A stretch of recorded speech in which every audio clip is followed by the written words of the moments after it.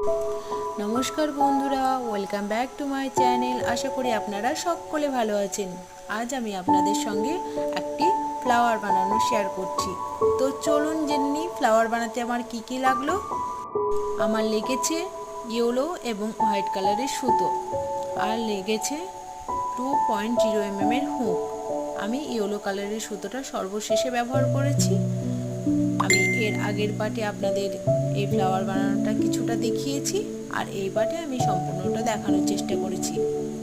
1 মিনিটের ভিডিওটা তো সম্পূর্ণ দেখানো সম্ভব হয় না, তবু যতটা পারি আপনাদের সঙ্গে শেয়ার করার চেষ্টা করি।